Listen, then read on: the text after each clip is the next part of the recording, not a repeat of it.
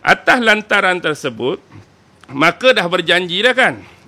Antara yang mereka janjikan bila keluar apa dia? Fazaruha ta'kul fi ardillah. Dan biarkanlah unta tadi makan sesuka hatinya di atas muka bumi Allah.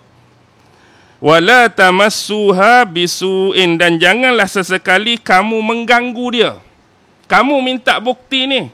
Bukan kami yang saja-saja nak tunjuk. Kamu minta bukti. Bila dah keluar, biarlah dia nak makan apa di atas muka bumi Allah. Jangan ganggu dia bisu'in, walaupun dengan apa-apa gangguan.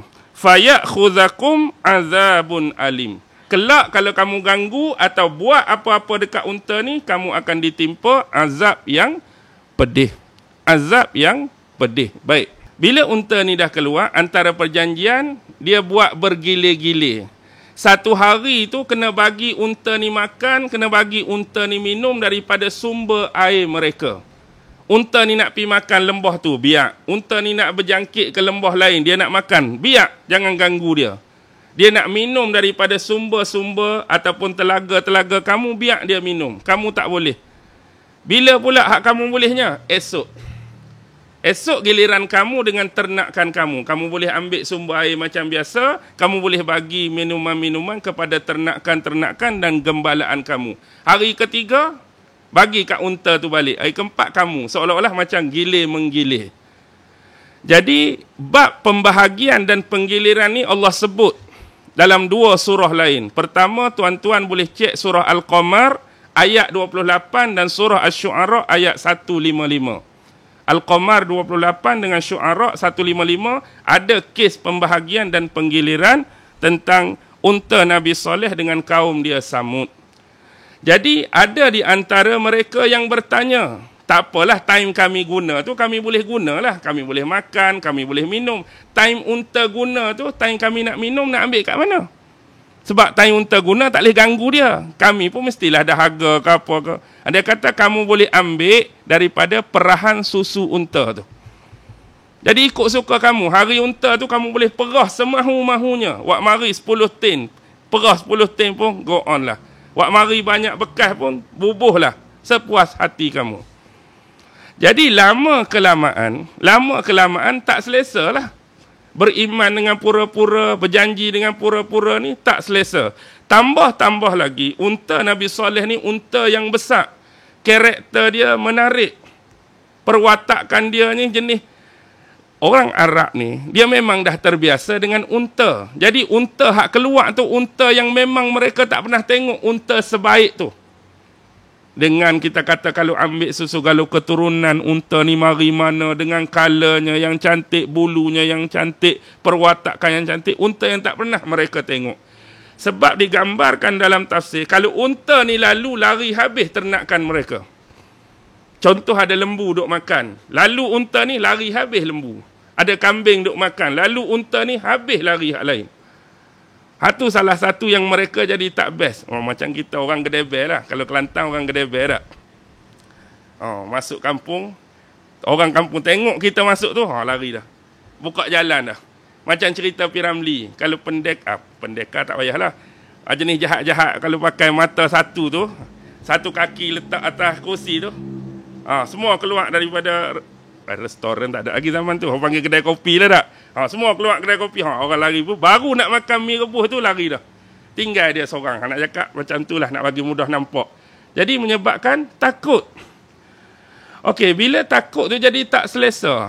Jadi bila dalam keadaan tak selesa ni lah mereka merancang sesuatu.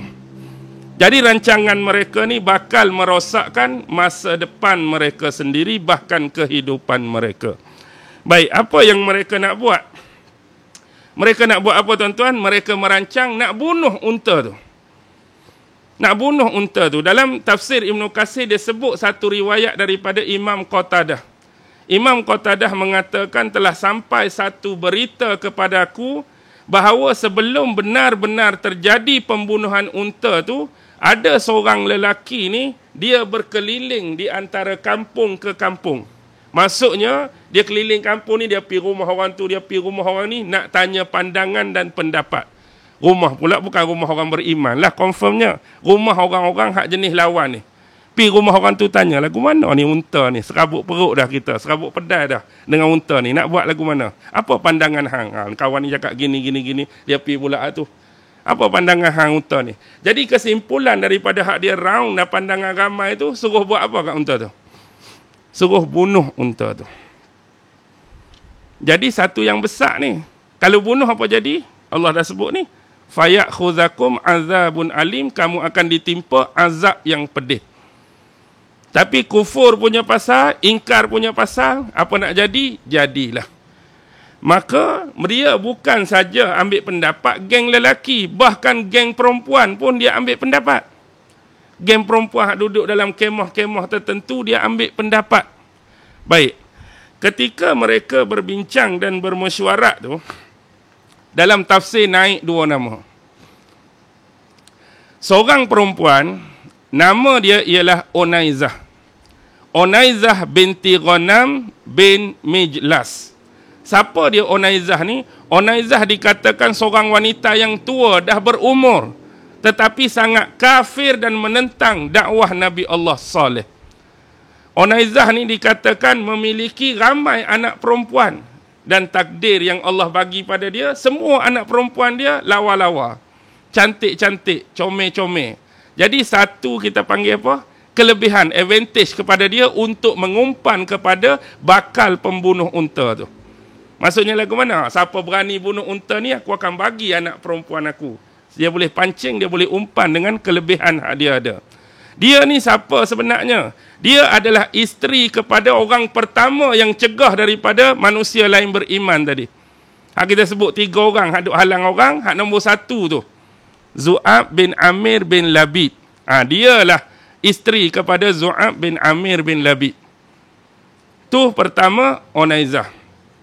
Yang kedua, perempuan ni nama dia Suduf. Hak sebelum ni sebab berlaku silap cetak pada kitab tu, saya sebut apa dia mak? Sedekah kan. Tu silap cetak. Bila cek memang silap cetak. Jadi nama yang banyak disebut dalam tafsir sebenarnya Suduf. Suduf binti Al-Muhayya bin Dahr. Suduf binti Al-Muhayya. Siapa Suduf? Suduf adalah seorang wanita, janda berhias, wanita cantik. Dia bukan setakat diri dia cantik, tapi punya harta yang banyak. Harta yang banyak. Jadi dia menawarkan diri dia. Dia umpan dengan kecantikan dia, harta dia banyak. Siapa boleh bunuh unta tu, aku jadi milik dia. Macam mana dia boleh jadi janda? Macam mana dia boleh jadi janda? Selepas peristiwa, unta tu keluarlah. Asalnya dia isteri kepada seorang pembesar. Tapi bila unta tu keluar, suami dia beriman kepada Nabi Saleh. Tapi dia tak mau beriman. Jadi bila suami dia beriman, isteri tak mau beriman, dia diceraikan oleh suami dia yang beriman. Jadi tinggallah dia seorang janda. Baik, apa berlaku kepada Suduf ni? Jadi Suduf ni, dia pergi cari seorang lelaki nama Al-Hubab. Saya tak pasti Hubab yang disebutkan dalam tafsir ni, Hubab merujuk kepada Hubab yang sama pada nama kedua tadi. Tengok Nazih, 3 orang hak menghalang tu, yang kedua nama Hubab. Hak kita kata pengurus tadi. Pengurus berhala tu nama Hubab juga. Jadi hak Suduf ajak pi bunuh unta ni Hubab yang sama atau Hubab yang berbeza, tu saya tak boleh pastikan, wallahu alam. Tapi nama yang disebut Al-Hubab. Dia pun pergilah kecek Hubab. Hubab, kalau kamu boleh bunuh unta ni, hapuskan mukjizat soleh ni, aku jadi milik kamu dan segala harta aku adalah milik kamu. Tapi Hubab ni tak berani. Walaupun dia antara kelompok yang lawan soleh, tapi sebab soleh dah berjanji ni, kalau buat apa-apa, teruk kena. Aku tak mau terlibat. Jadi dia pun mengabaikan hal tersebut, dia tak mau masuk campur. Baguslah juga Al-Hubab ni. Kemudian dia pergi cari seorang lelaki, iaitu sepupu dia. Siapa sepupu dia? Sepupu dia ni dikatakan bernama Misdaq. Ada setengah pronunciation Arab sebut Musaddaq. Tak kiralah Misdaq ke Musaddaq, orang yang sama, bin Al-Muharrish bin Al-Muhayya. Jadi dia pergi kecek Misdaq bin Harmuharrih. Macam mana Misdaq? Kalau aku tawarkan macam ni, Misdaq tadi terpesona, tergoda, tak apa, aku setuju. Aku akan bunuh unta tu. Jadi Misdaq bersetuju, yang mana diwakili oleh siapa? Suduf tadi. Manakala hak perempuan pertama, Unaizah tadi, nenek tua tadi, dia nak cari siapa agak-agak? Dia cari seorang lelaki yang bernama Kidar, ataupun disebut Qadar bin Salif. Qadar bin Salif di sisi orang-orang Samud ni adalah seorang anak zina. Qadar bin Salif, orang kampung tu tahu dah dia ni anak zina. Bahkan tafsir cerita, pasal apa dia ni didisbahkan dengan nama Salif.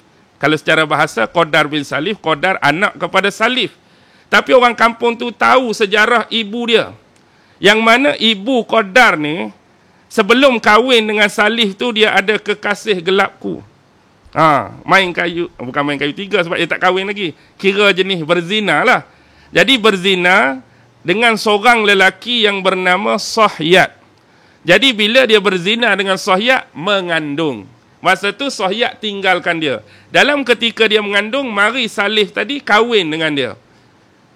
Jadi bila Salif kahwin dengan mak kepada Qadar, dan Qadar ni lahir dalam ikatan perkahwinan mak dia dengan Salif, bila lahir, orang sebut Qadar anak kepada Salif. Sebenarnya Salif tu bukan bapak dia. Orang pun tahu dah dia ni anak zina. Dan disebutkan ciri-ciri dia. Dia ni seorang yang berambut hitam, mata dia berwarna biru, tubuh dia berbulu kemerah-merahan, dan dia ni jenis sado tapi pendek. Jenis orang yang jenis, kalau kita tengok sifat-sifat tu, kira cemerlang lah nak jadi pembunuh ni. Jadi kawan tu setuju. Kalau setuju, aku bagi anak perempuan aku. Okey. Jadi sebelum nak buat, unta ni unta mukjizat. Bukan unta biasa. Kalau unta biasa, 2 orang cukup dah. Jadi dia berasa tak cukup 2 ni, dia pi lagi. Rekrut 7 yang lain. Di kalangan yang dikenali. Baik, 7 ni, Allah sebut dalam Quran kan. Cuba cek surah An-Naml ayat 48. An-Naml 48, Allah berfirman, wa kana fil madinati tis'atu rahtin yufsiduna fil ardi wa la yuslihun.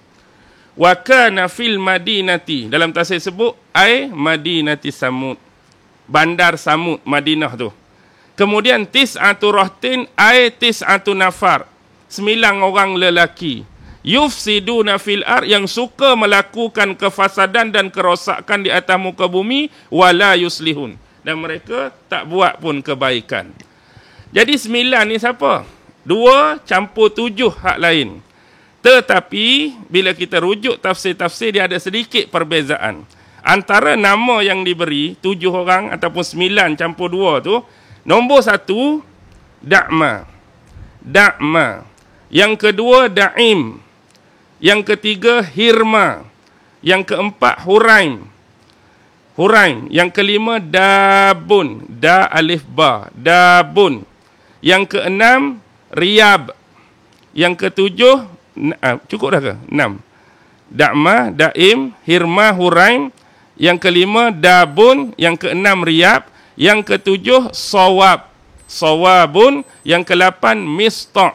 Min sin ta'ain. Mista'. Yang ke-9 Qadar bin Salif.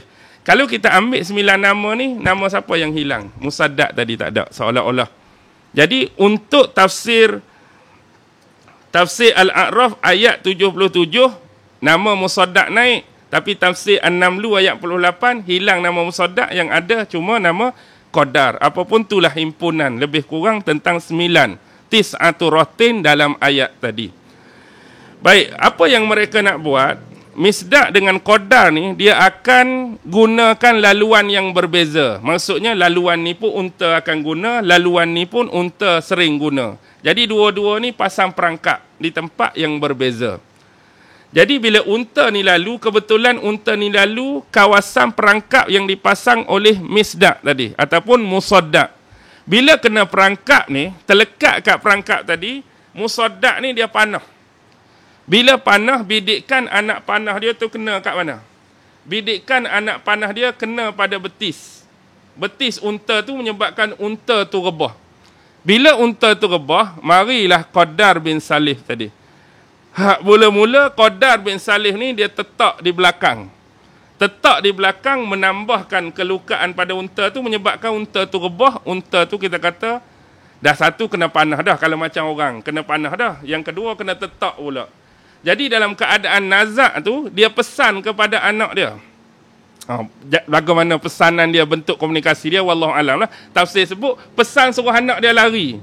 Takut nasib yang diterima anak dia sama macam dia, kena bunuh. Jadi anak unta tu larilah meninggalkan ibu dia. Bahkan dalam riwayat Imam Ibnu Katsir pun sebut riwayat daripada Abdul Razak, daripada Ma'mar, daripada orang yang mendengar daripada Hasan Basri tu, unta tu lari pi ke tempat satu ketul batu. Tak tahulah batu tempat mak dia keluar dulu ke batu lain.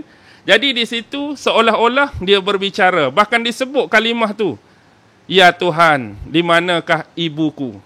Jadi dia mengeluh 3 kali, kemudian satu riwayat sebut unta tu masuk dalam batu, hilang dan lenyap macam tu. Satu riwayat lagi, dia pun terima nasib yang sama seperti ibu dia. Bila ibu dia kena bunuh, orang cari dia, dia juga kena bunuh. Jadi tu ada riwayat 2 berkenaan dengan anak unta tu. Biarlah anak unta tu, ibu ni. Jadi bila dalam keadaan nazak tu, mari Qadar bin Salih. Qadar bin Salih ni, ayat 77. Mana ayat 77? Al-A'raf. Baik, ayat 77 dia sebut apa? Fa'aqarun naqah. Maka mereka membunuh unta tersebut dengan cara al-aqar kan. Boleh beza dah tak sembelihan sebelum ni? Orang tak pernah dengar payah. Sebab teknik sembelihan orang Arab ni dia ada 3 jenis. Pertama inhar yang Allah sebut fasalli li rabbika wanhar. Salah satu bentuk dia inhar. Salah satu lagi zabih. Yang Allah sebut wa fadainahu bizabhin azim. Sembelih juga. Inhar pun sembelih binatang, zabih pun sembelih binatang, fa'aqaru, al-aqar pun sembelih binatang. Jadi apa beza inhar, apa beza zabih, apa beza aqar, sedangkan semua-semua sembelih binatang. Teknik yang berbeza. Kalau inhar, fasalli li rabbika wanhar. Inhar tu cara sembelih dia unta saja biasa. Kita akan bawa benda tajam, mata tombak ke pedang ke, kita berdiri sebelah unta, kita cucuk saja. Tusukkan alat tu kat leher dia, keluar darah, dia akan mati dengan cara tu. Tu dipanggil cara inhar. Kalau zabih, kita sembelih macam kita ramai-ramai ni lah, perebah binatang tu, pegang ramai-ramai, sembelih. Sebab wafadainahu bizahmin azim ni kisah Nabi Allah Ibrahim nak sembelih Nabi Ismail. Cara apa? Dia perebah anak dia nak sembelih, Allah tukar jadi kibah tu. Kalau pula aqar ni fa'aqarun naqah. Ni cara al-aqar. Al-aqar sama macam hak pertama tadi. Hak pertama berdiri kita tusuk. Hak ni cara dia libah, tebas. Boleh faham tak? Hak mula-mula aqar tu kita duduk tepi dia, pak, tusuk. Hak ni pun duduk tepi dia juga tapi bukan tusuk. Kita libah, kita tebas. Ni mereka bunuh unta tu dengan cara libasan. Macam mana kita tahu mereka libas? Fa'aqaru. Al-aqar Allah guna sini. Jadi Qadar bin Salih sebelum dia nak pergi libas tu, dia mari rasa gerun. Dia mari rasa sebelum ni nak bunuh dah. Bila time nak betul-betul bunuh tu, duk main tu. Payah juga tu. Bila mari itulah hak suruh dia tadi siapa? Bintu Ghanam, Unaizah tu. Nampak Qadar tu nak tak nak bunuh tu, suruh anak perempuan dia hak paling cantik pi duduk dekat kawan tu, buka cudung muka, buka cadar muka, pamerkan kecantikan dia. Orang ni hak duduk tengah tengok perempuan cantik, biasa jadi lagu mana? Tadi tak berapa nak ni dah tengok, mari hak perempuan cantik, kalau aku bunuh boleh kawan ni, tak ada apa, terak. Dia mari semangat lain. Macam selalu kita cerita semangat ni, macam mak kita suruh angkat tong gas kan. Tong gas tu hak habis dah. Nanti pakcik Din mari hantarlah depan rumah hak penuhnya. Kita punya malas punya angkat tong gas padahal hak habis dah. Nak bawanya mana? Daripada dapur keluar pi laman rumah je pun. Pakcik Din buat mari hak penuh. Hak penuh lagilah malas. Baru nak angkat hak penuh tu, lalu seorang wanita seksi lagi duduk tengah jogging. Dia jadi lagu mana? Hak tadi tak apa nak angkat. Lalu perempuan seksi jadi tak tahu semangat main kat mana ni terus. Tadi duk main gitu tak? Ni nak tunjuk ni. Semangat tu tiba-tiba mari kerana faktor unsur daripada luar tu. Bukan hak internal, hak eksternal tu. Internal tu memang malas dah tadi. Tu contohlah nak abad, nak bagi mudah faham. Jadi terbunuhlah unta tu. Bila terbunuh, seronoklah depa ni. Seolah-olah bila mereka dah membunuh unta Nabi unta Nabi Soleh, usaha mereka nak menghapuskan mukjizat Soleh berjaya. Jadi mereka berarak dalam kampung tu seolah-olah baru balik medan perang lah. Seolah-olah orang baru balik medan perang, dapat bawa balik kejayaan yang gilang gemilang. Lalu salah seorang daripada mereka, nak habaknya ni, sengaja pergi cerita benda tu kat Nabi Soleh. Sepatutnya biarlah Soleh tahu sendiri kan. Ini nak habaknya, gembiranya boleh bunuh, pergi cerita. Tengok Soleh, unta hak kamu keluar tu kami dah bunuh dah. Kamu nak cakap apa lagi? Jadi apa balasan Nabi Allah Soleh? Buka surah Hud ayat 65. Tengok surah Hud ayat 65, apa kata Nabi Soleh? Tamatta'u fi darikum salasata ayyam. Bersukarialah kamu di dalam rumah kamu masing-masing untuk selama tempoh 3 hari. Untuk selama tempoh, bagilah penangguhan 3 hari bagi bersukaria. Dan dikatakan dalam tafsir, hari unta tu dibunuh ialah hari apa? Hari Rabu. Unta tu dibunuh hari Rabu. Dan bagi tempoh 3 hari bersukaria. Kamu nak cakap macam ni, nak kata apa? Hari pertama nanti, muka kamu akan bertukar jadi warna kuning. Hari kedua, muka kamu akan bertukar jadi warna merah. Hari ketiga, muka kamu akan bertukar jadi warna hitam. Mereka tak percayalah. Jadi bila Nabi Soleh cakap hari Rabu tu, hak unta tu mati, mereka sebelum berlaku hak perubahan warna pada wajah mereka tu, mereka ada planning lain pula. Unta Soleh kita dah bunuh. Apa kata kita bunuh Soleh terus lah? Jadi mereka merancang lepas hari Rabu, petang dan malam tu, malam ni kita pergi rumah Soleh, kita serbu rumah dia, kepung rumah dia, kita bunuh Soleh, bunuh semua anak-beranak dia. Jadi mereka pun ngepung lah. Bila kepung tu, Allah mari bentuk lagu lain lah. Daripada lerengan bukit tu, time mereka nak pergi rumah Nabi Soleh tu, turun batu-batu yang banyak, kena habis mereka. Bukan semua lah api tu, hak kira hak merancang hak nak pergi tu lah. Jadi bila mari batu kena, lingkup habis, mati habis. Sebab mereka kata apa? Sebelum mereka pergi tu, mereka punya pemikiran macam ni. Alang-alang, kalau betul-betul hak Soleh cakap, bila kita bunuh unta dia, lepas pada ni, mari apa? Mari azab. Kita confirm kalau betul hak perkataan Soleh, bila mari azab, kita akan mati. Tapi Soleh hidup. Tapi sebelum mari azab kita mati, alang-alang biar kita mati, Soleh pun mati jugalah. Jadi sebelum azab tu mari, kita mati, kita bunuh Soleh, biar dia pun mati, kita pun mati, puas hati. Lagu tu lah. Jadi malam tu lah sebab nak bunuh Soleh dulu sebelum mari azab tu. Jadi tak berjaya, depa yang mati dulu, Soleh selamat. Jadi hari Khamis tu, hari pertama penangguhan tu. Betul-betul muka depa jadi warna kuning. Sudahlah. Kuning sungguh lah. Kena lah kita saat lagi. Tunggu, mari pula esok hari Jumaat, warna merah dah. Mari pula lusa hari Ahad, warna hitam dah. Jadi pagi Isnin tu, marilah. 2 bentuk azab dan bala daripada Allah. Hak belah atas tu dia mari macam sambaran petir, hak bahagian bawah ni dia jadi macam gempa bumi. Dua-dua sekaligus. Last sekali jadilah macam ayat yang surah ni sebut, ayat 78 tu. Hak ujung tu. Ujung apa? Hak awal tu. Hak tengah-tengah tu mak. Tengok 78 surah Al-A'raf. Fa asbahu fi darihim jasimin.